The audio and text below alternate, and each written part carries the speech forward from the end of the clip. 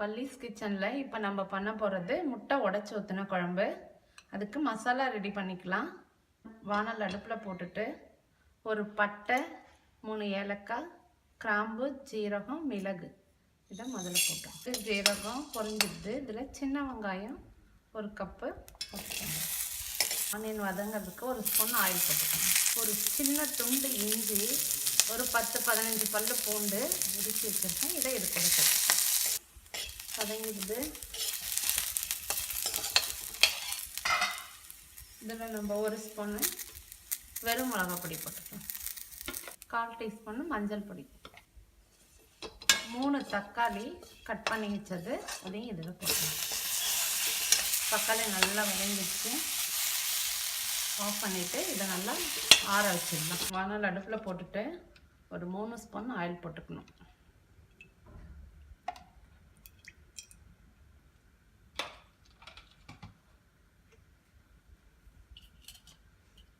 சின்ன கத்திரிக்காய் இது முழுசாக அரிஞ்சு வச்சுருக்கேன். இதை இந்த ஆயிலில் போட்டு ஃப்ரை பண்ணிக்கணும்.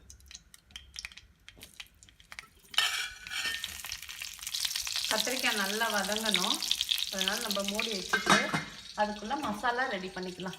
மசாலா எல்லாம் வதங்கிடுச்சு. இதை நம்ம மிக்சியில் போட்டு அரைச்சிக்க வேண்டியது தான். 5 நிமிஷம் ஆயிடுச்சு. கத்திரிக்காய் வதங்கிட்டு அதை தனியாக ஒரு ஸ்லைஸில் எடுத்து வச்சுக்கணும்.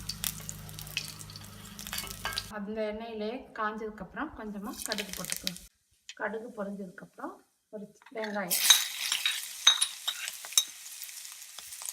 1 கொத்து கருவேப்பிலை. வெங்காயம் ப்ரௌனாக வதங்கிடுச்சு. அதில் நம்ம வதக்கி வச்சுருக்க கத்திரிக்காயை ஆட் பண்ணிக்கலாம். 2 ஸ்பூனு மல்லிப்பொடி போட்டுக்கணும். தேவையான அளவு உப்பு. இப்போ நம்ம அரைச்ச மசாலாவை இது கூட சேர்த்துக்கலாம்.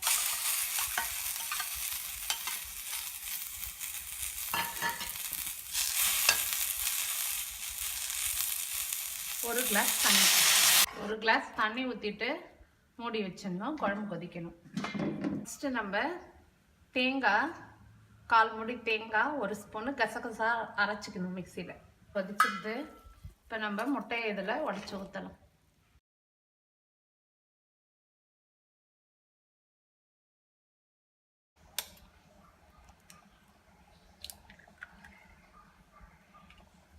முட்டையை உடச்சி ஊற்றிட்டு மூடி வச்சிடலாம். மீடியமில் வைக்கணும். முட்டை ஊற்றி 10 நிமிஷம் ஆயிடுச்சு. முட்டையை நல்லா திருப்பி விடணும். நம்ம ஊற்றிருக்க முட்டையை இப்படி திருப்பி விட்டுடுங்க. குழம்பு நல்லா கொதிச்சுது. முட்டையெல்லாம் வெந்துடுச்சு. இப்போ நம்ம அரைச்சி வச்சுருக்க தேங்காவையும் கசகசாவையும் இதில் ஆட் பண்ணிக்கலாம். தேங்காய் ஊற்றி 5 நிமிஷம் ஆயிடுச்சு. குழம்பு நல்லா கொதிக்குது. முட்டையெல்லாம் நல்லா வெந்துடுச்சு.